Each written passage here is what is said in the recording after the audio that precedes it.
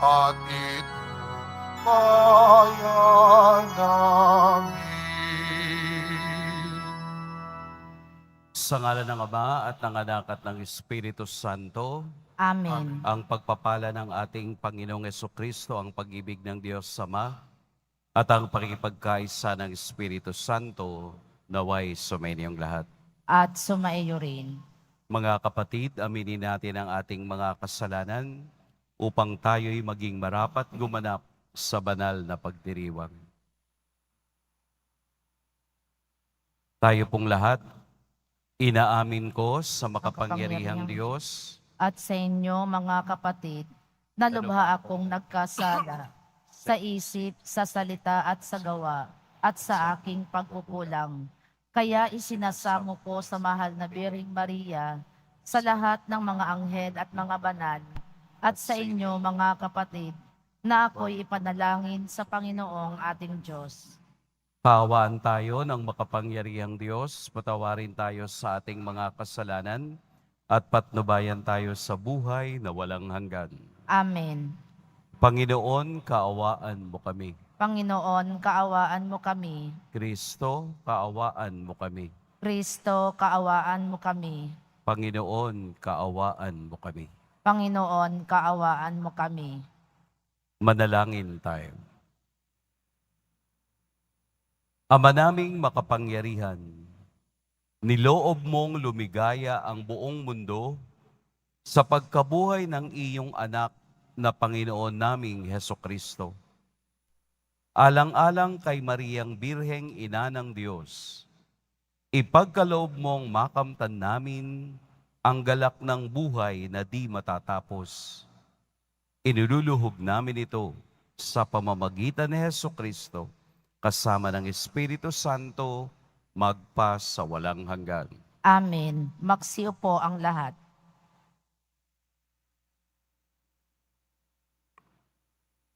Pagbasa mula sa mga gawa ng mga apostol. Samantalang nasa Corinto si Apolos, si Pablo na may naglagos sa mga dakong bulubundukin ng lalawigan hanggang dumating sa Efeso. May natagpuan siya roong ilang alagad at tinanong niya, "Tinanggap ba ninyo ang Espiritu Santo nang sumampalataya kayo?" "Hindi po," tugon nila, "ni hindi namin narinig na may Espiritu Santo." "Kung gayon, sa ano kayo nabinyagan?" tanong niya. "Sa binyag ni Juan," anila. Sinabi ni Pablo, "Ang binyag ni Juan ay tanda ng pagsisisi. Sinabi niya sa mga Israelita na dapat silang sumampalataya sa darating na kasunod niya, sa makatuwid bagay kay Jesus." Nang marinig nila ito, sila'y nagpabinyag sa pangalan ng Panginoong Jesus. Ipinatong ni Pablo ang kanyang kamay sa kanila. Bumaba sa kanila ang Espiritu Santo at sila'y nagsalita ng iba't ibang wika at nagpahayag ng salita ng Diyos. Sila'y humigit kumulang sa 12 lalaki. Sa loob ng 3 buwan, si Pablo'y pumapasok sa sinagoga at nakikipagtalo sa mga naroon at buong tapang na ipinaliliwanag sa kanila kung ano ang paghahari ng Diyos. Ang salita ng Diyos. Salamat sa Diyos. Tanang mga kaharian, ang poong Diyos ay awitan. Tanang mga kaharian, ang Diyos ay awitan. O mag-alsa sana ang Diyos, ang kaaway pakalatin, at ang mga namumuhay tumakas sa kanyang piling. Kung paanong iyong ulap, tinatangay noong hangin. Gayon sila itataboy, gayon sila papalisin. At kung paanong iyong pagkit sa apoy ay natutunaw, sa harap ng Panginoon, ang masama ay papanaw. Tanang mga kaharian, ang poong Diyos ay awitan. Ang lahat ay nagagalak, natutuwa ang matuwid. Sa harapan nitong Diyos, galak nila'y di malirip. Awitan ang Panginoon, purihin ang kanyang ngalan. Ang pangalan niyang banal, magalak na papurihan. Tanang mga kaharian, ang poong Diyos ay awitan. Ang Diyos na naroon sa tahanan niyang templo, tumitingin sa ulilat sanggalang ng mga balo. May tahanan siyang laan sa sinumang nalulungkot. Ang bilanggo'y hinahango upang sila ay malugod. Tanang mga kaharian, ang poong Diyos ay awitan. Magsitayo ang lahat.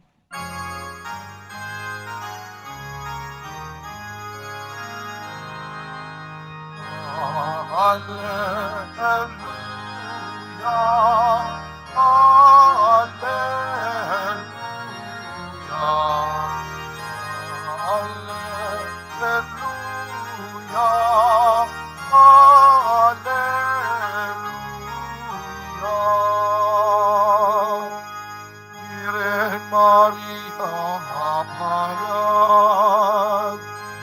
dapat magpuri ang lahat sa iyo at sa iyong anak. Alleluia, alleluia,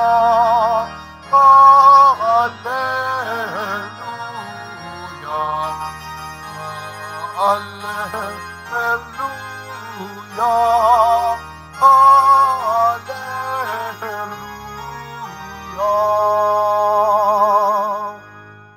Sumainyo ang Panginoon. At sumaiyo rin. Ang mabuting balita ng Panginoon ayon kay San Juan. Papuri sa iyo, Panginoon. Noong panahong iyon, sinabi ng mga alagad kay Jesus, "Ngayon po'y tuwiran na ang inyong pangungusap sa amin at hindi na patalinhaga. Alam na naming batid ninyo ang lahat ng bagay at hindi na kailangang tanungin ninuman. Dahil dito, naniniwala kaming kayo'y mula sa Diyos." Sumagot si Jesus, "Naniniwala na ba kayo ngayon? Darating ang oras at ngayon na nga na magkakawatak-watak kayo, magkakanya-kanya kayo ng lakad, at iiwan ninyo ako. Gayunmay, hindi ako nag-iisa, sapagkat kasama ko ang Ama. Sinabi ko ito sa inyo upang kayo'y magkaroon ng kapayapaan sa pakikipag-isa sa akin. Mayroon kayong kapighatian dito sa sanlibutan, ngunit lakasan ninyo ang inyong loob na pagtagumpayan ko na ang sanlibutan." Mga kapatid, ang mabuting balita ng Panginoon. Pinupuri ka namin, Panginoong Heso Kristo. Magsiyo po ang lahat. Magandang umaga po sa lahat. Kumusta po kayo sa ngayong Lunes? Siguro po ang lahat ay nagkaroon na ng karanasan ng aha experience. Yun po bang hindi nyo sinasadya at pag natutunan ninyo, sasabihin mong, aha, ito pala yun. Sa ating buhay, maraming ganyan eh. Katulad ko, halimbawa, nung nag-aaral pa ako ng computer, yung isa-isa kong pinapasok yung pangalan nung mga tao, no, alphabetically. Tinitingnan ko pa yan kung sino ang A, kung sino ang B, kung sino ang C. Then, doon ko lang nalaman na may pipindutin ka lang pala na A to Z, no, sa computer. I-highlight mo yung lahat ng pangalan, tapos pindutan mo lang yung A to C, automatic. Mag-alphabetical na yan sila. Kaya sasabihin mo, aha, ganun pala. Maraming bagay. Katulad ng karanasan ng mga alagad sa Ebanghelyo, ang dami nilang aha moments, ang dami nilang realization, ang dami nilang discovery, na kapag pala malapit ka kay Jesus, kapag ang buhay mo ay umiikot kay Kristo, sa ating poong Jesus Nazareno, ang dami mong matutununan at malalaman. Ang dami mong madidiscover sa Kanya. Kaya nga sabi ng mga alagad, hindi na po kayo nagsasalita sa amin ng patalinhaga. Diretso na po ninyong sinasabi sa amin. Kasi nga, ang mga alagad niya nagkaroon na ng aha moment o isang paraan kung paano nila makilala si Kristo. Kaya nga nung sinabi ng mga alagad yun, ang sagot ni Jesus, darating ang oras. Darating ang oras. The hour. Yung oras ni Kristo, ang oras na kaniyang sinasabi, ay ang kaniyang oras na nakabayubay sa krus. Kung saan ang lahat ng kaniyang mga alagad ay nagkanya-kanya, nagkawatak-watak at siya'y iniwanan. Ito ang oras na kaniyang sinasabi. Oras na para sa iba, ang kamatayan niya sa krus ay kahiya-hiya.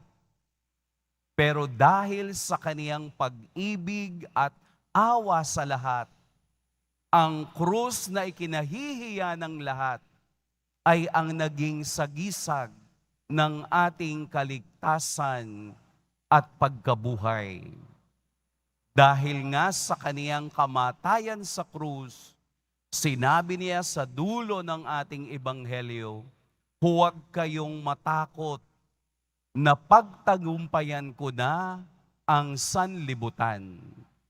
Binibigyan tayo ni Jesus ng pag-asang huwag matakot dahil ang lahat ng ito ay kanya nang napagtagumpayan. Dahil ang oras ay mayroong dalawang klase. Chronology, chronos, yun pong katulad ngayon, alas 5, alas 6, alas 7. Ito yung chronos, yung oras, chronology. Ito yung ating sinusunod. Pero kung tutuusin at kung titingnan ninyong mabuti, time is limitless. Time is everlasting. Time is infinite. Tayo yung naglalagay ng oras na iyan. Kaya nagiging chronology. Sequential time. Ano pa yung isang klaseng oras? Kairos. God's time. Oras sa Diyos. Oras ng Diyos. Kung papaanong ipinakita ni Jesus sa kaniyang mga alagad ang tamang oras ng pag-unawa sa kaniyang misyon at magiging misyon ninyo, in God's time, mangyayari ang lahat. Sa panahon ng Diyos, mapagtatagumpayan din natin ang ating buhay. Katulad ng panahong ibinigay ng ating mahal na Birheng Maria sa kaniyang pagpapakita sa Fatima. Ito ay oras ng Diyos, God's time, upang ipakita kung papaanong minamahal ng anak ang mga taong nawawalay sa Kanya at sa pamamagitan ng Kaniyang ina, tinutulungan tayo ni Mariang dalhin ang lahat sa paanan at sa kaharian ni Jesus. Ito ang oras ng Diyos. Every day is Kairos. Ang bawat araw ay oras ng Diyos. Marahil marami ang hindi nakauunawa dahil malayo ang kalooban sa Diyos. Kung tayo ay malapit kay Kristo, kung tayo ay malapit sa ating Poong Jesus Nazareno, marami tayong matututunan sa Kanya. Marami tayong madidiscover na ang bagay sa mundo, ang mga tunay na karanasan sa mundo, ay wala ng halaga kung si Kristo ang magiging katapusan ng ating buhay. Kaya nga't ang ating mahal na ina ay dinadala lahat sa Diyos ang kaniyang mga anak. Ang panahon ng Diyos, ang oras ng Diyos, ay oras ng pakikipagniig upang maunawaan natin at makilala ng mas malalim ang ating Poong Jesus Nazareno. Huwag nating gawing kronos lamang ang isang bagay kung hindi tayo ay pumasok sa oras ng Diyos upang maunawaan natin kung papaano siya nagdadala ng mga biyaya at pagpapala sa ating buhay. Kaya nga po, isang consolation na marinig sa Ebanghelyo ngayong araw na pagtagampayan ko na ang sanlibutan. Kung tayo'y tititig kay Jesus, kung tayo'y titingin sa Kanya sa araw-araw, Kairos, ang oras ng Diyos ay mangyayari ng may biyaya at pagpapala. Sabi nga po ni Rabindranath Tagore, it's an Indian Nobel Peace Prize.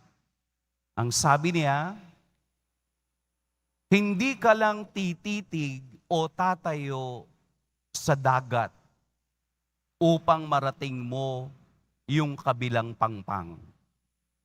Tama nga naman. Hindi tayo makararating sa ating pangarap kung hindi tayo gagalaw at hindi tayo kikilos ng aayon sa oras ng Diyos. Hindi yung oras ang babagsak sa atin kung hindi tayo ang gagalaw upang marating mo sa oras ng Diyos. In God's time, ang lahat ng iyong pangarap. Gagalaw ka, gagawin mo ang dapat upang makita mo ang pagpapala ng Diyos. Mag-a-abroad ka? Wala kang ang passport eh. Gusto mong magtrabaho? 9:00 na, tulog ka pa. Gusto mo ng biyaya ng Diyos? Ayaw mo namang gumalaw. Gusto mo ng bigas? Ayaw mong magbayo. Gusto mo ng ulam? Ayaw mong mamingwit. So paano papasok ang pagpapala ng Diyos kung ikaw ay hindi nakikiisa sa oras na ibinigay sa atin? Ito ang pangarap. Ang pangarap, binibigyan ng katawan. Ang pangarap, binibigyan ng laman. Ang pangarap, tinatanggal sa utak. Dinadala sa gawa. Dinadala sa oras ng Diyos. Huwag tayong mangarap ng gising na babagsak na lang sa atin ang buong biyaya ng Diyos. Hindi po. Kailangan nating pagtagumpayan katulad kung papaanong nagtagumpay ang ating poong Jesus Nazareno sa sakit at kahihiyan na dinala ng krus na iyan para tayo ay maligtas sa kasalanan at kamatayan. Gagawa ka, masasaktan ka, magpupunyagi ka para mas masarap damhin ang tagumpay pagkatapos ng lahat ng sakit. Kaya nga ang ating Inang Maria ay palaging dalawa ang mensahe sa kaniyang pagpapakita sa kaniyang mga anak. Panalangin at pagbabalik loob. Mananalangin tayo kasama ang Diyos, ibibigay sa Diyos upang ang ating paglalakbay ay maging matagumpay. Repentance, magbabalik loob tayo sa Diyos, lilinisin natin ang ating katawan at ang ating kaluluwa upang dumaloy ang pagbibiyaya at grasya ng Diyos. Tayo po ngayon ay nasa Kairos. Tayo ay nasa God's time. Tayo ay nasa oras ng Diyos. Huwag po nating sayangin. Hayaan nating ang oras ng Diyos ang magpatakbo sa ating mga pangarap. Pagpalain tayo ng poong may kapal. Magsitayo na po ang lahat.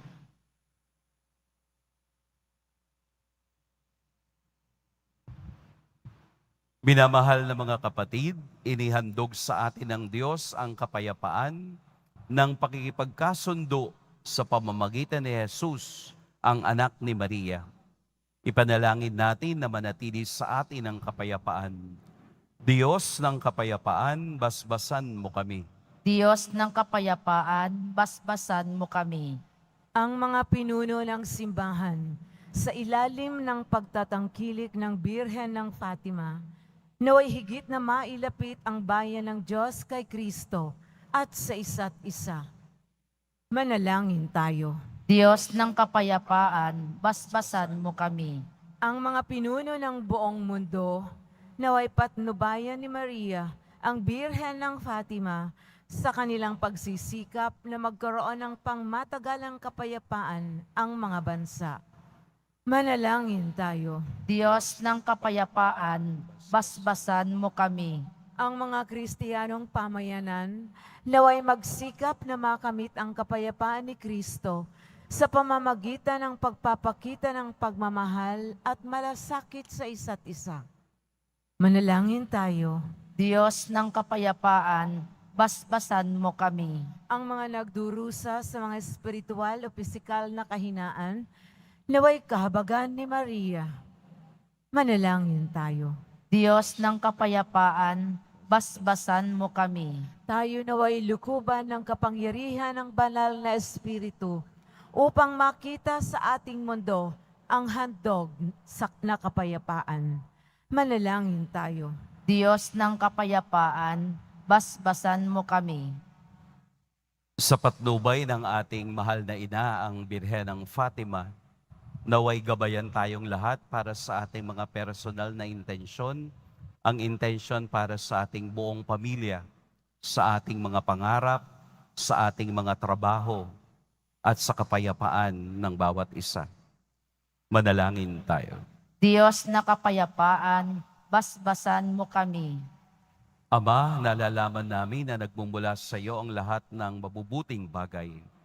Ipagkaloob mo sa amin ang kapayapaan sa tulong na makapangyarihang sa pamamagitan ni Maria, Hinihiling namin ito sa ngalan ni Kristo na aming Panginoon. Amen. Magsiupo ang lahat.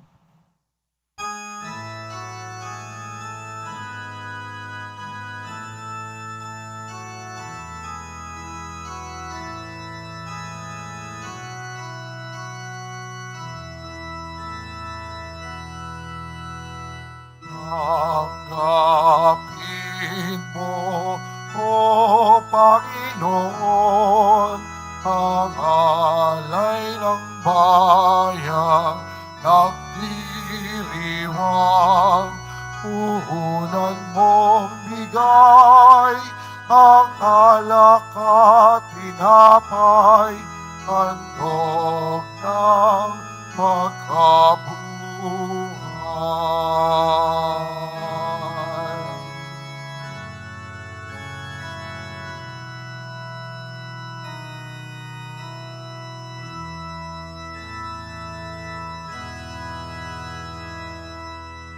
Magstayo po ang lahat.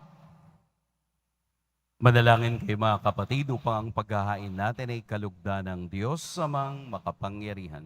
Tanggapin nawa ng Panginoon itong paghahain sa iyong mga kamay, sa kapurihan niya at karangalan sa ating kapakinabangan at sa buong sambayanan niyang banal. Ama naming lumikha, sa aming paghahain ngayong ang mahal na Birheng ginugunita, kami humihiling na kami ay matulungan nawa ng iyong nagkatawang taong anak na naghain ng sarili sa krus na dambana at ngayon nabubuhay kasama mo at ng Espiritu Santo magpa sa walang hanggan. Amen. Sumainyo ang Panginoon. At sumaiyo rin. Itaas sa Diyos ang inyong puso at diwa. Itinaas na namin sa Panginoon. Pasalamatan natin ang Panginoong ating Diyos. Marapat na siya ay pasalamatan. Ama naming makapangyarihan, tunay ngang marapat na ikaw ay aming pasalamatan. Ngayong pinararangalan ang mahal na Birheng Maria, bukod mong pinagpala sa babaeng lahat, ang mahal na Birheng totoong mapalad na iyong piniling maging ina ng iyong anak noong isugo mo siya bilang aming Mesiyas. Sa kapangyarihan ng Espiritong Banal, ang Birheng Maria ay naging inang tunay ng iyong anak na kaniyang isinilang bilang liwanag nitong sanlibutan. Kaya kaisa ng mga anghel na nagsisiawit ng papuri sa iyo nang walang humpay sa kalangitan, kami nagbubunyi sa iyong kadakilaan. Santo, Santo, Santo, Panginoong Diyos ng mga hukbo, napupuno ang langit at lupa ng kadakilaan mo, o sana sa kaitaasan. Pinagpala ang naparirito sa ngalan ng Panginoon, o sana sa kaitaasan. Magsiluhod po. Ama naming banal, ikaw ang bukal ng tanang kabanalan. Kaya't sa pamamagitan ng iyong Espiritu, gawin mong banal ang kaloob na ito upang para sa aming maging katawan at dugo ng aming Panginoong Heso Kristo. Bago niya pinagtiis ang kusang loob na maging handog, hinawa kaniyang tinapay, pinasalamatan kaniya, pinaghati-hati niya iyon, iniabot sa kaniyang mga alagad at sinabi, tanggapin ninyong lahat ito at kanin, ito ang aking katawan na ihahandog para sa inyo.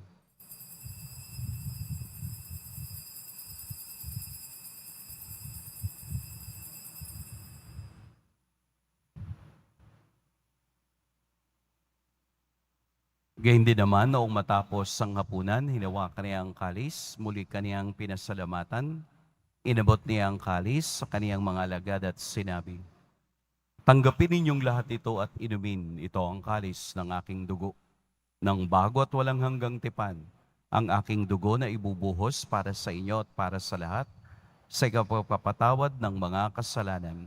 Gawin ninyo ito sa pag-alala sa akin.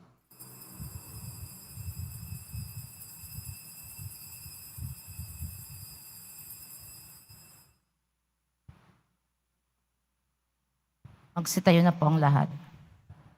Ipagbunyi natin ang misteryo ng pananampalataya. Si Kristo'y namatay, si Kristo'y nabuhay, si Kristo'y babalik sa wakas ng panahon.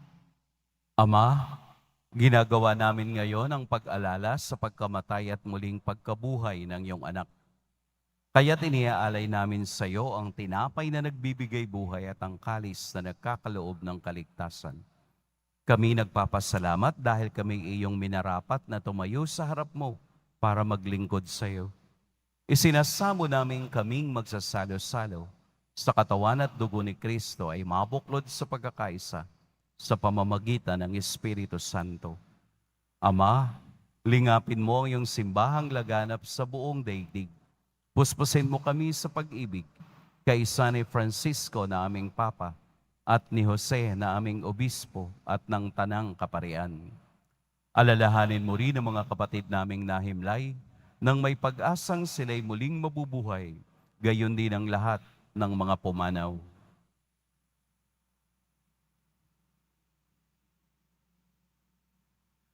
Kaawaan mo sila at patuloyin sa iyong kaliwanagan.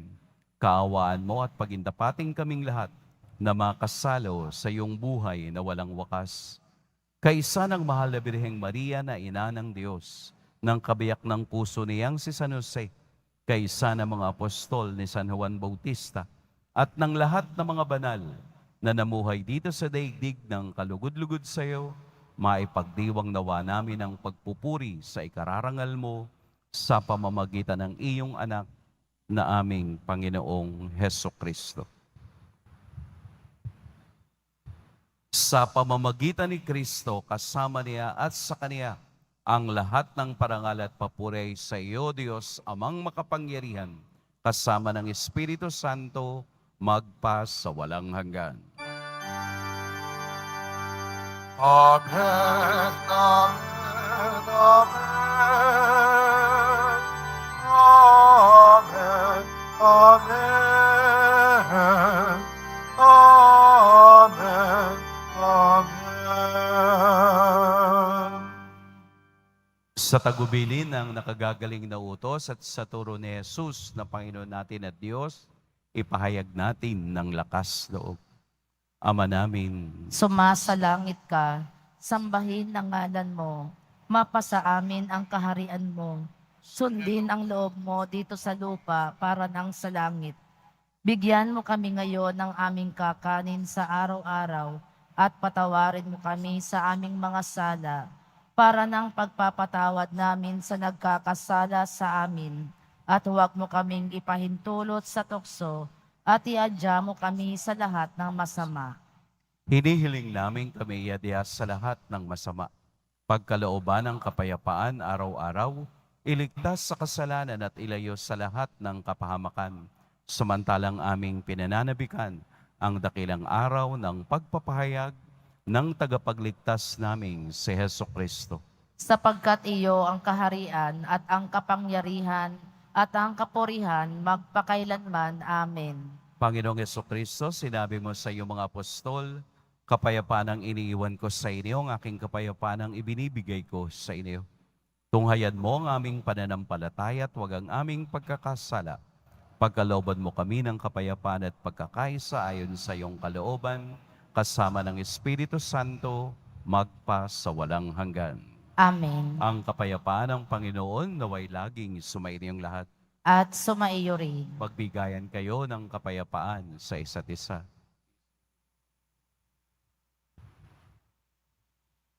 Kordero ng Diyos na nag-aalis ng mga kasalanan ng sanlibutan, maawa ka sa amin.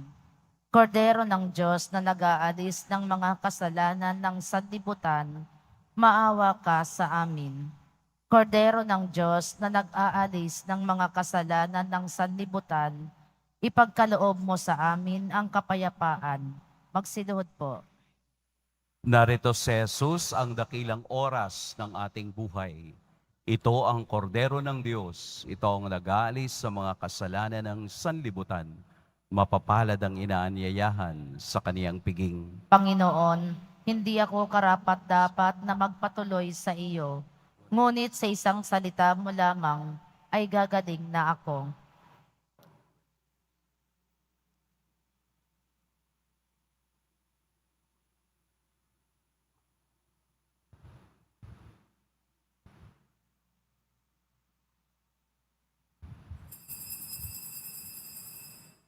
Para sa lahat ng tatanggap ng banal na komunyon, sasagot po tayo ng amin. Pagkasabi ng pari o ng lay minister ng katawan ni Kristo at isubo agad sa bibig. Bago umalis sa harapan ng pari o lay minister, sumunod po tayo.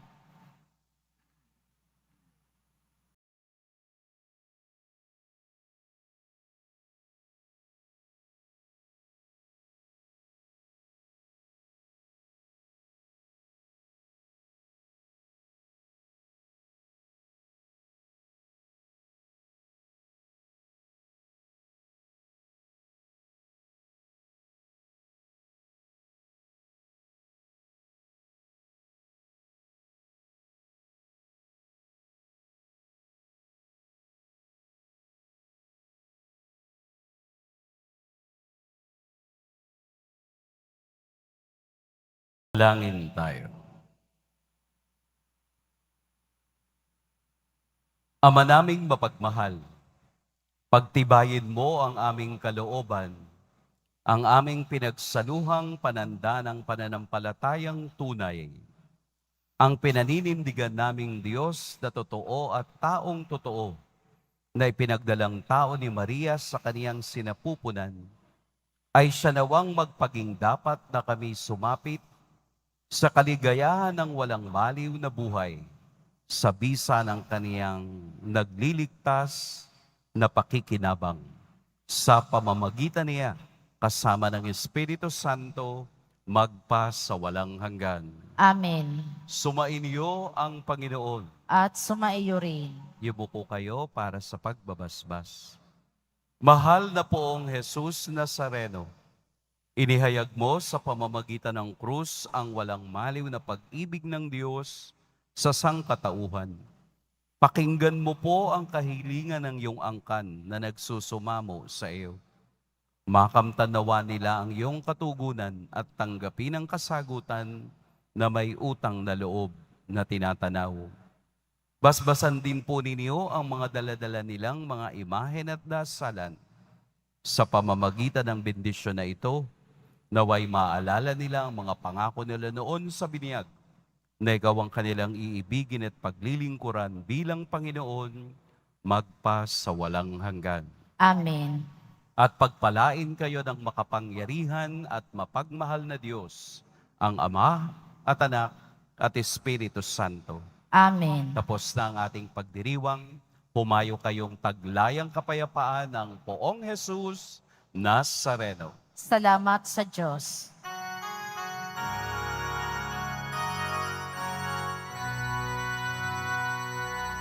Nuestro Padre Jesus Nazareno, sinasamba ka namin. Pinipinto ka namin. Aral mo ang aming buhay at kalikasan. Nuestro Padre Jesus Nazareno, iligtas mo kami sa kasalanan. Ang krus mong pinamatayan ay sagisag ng aming dasal. Nuestro Padre Jesus Nazareno, iparangal ka namin. Nuestro Padre Jesus Nazareno, inulwalhati ka namin. Nuestro Padre Jesus Nazareno, inarangal ka namin. Nuestro Padre Jesus Nazareno,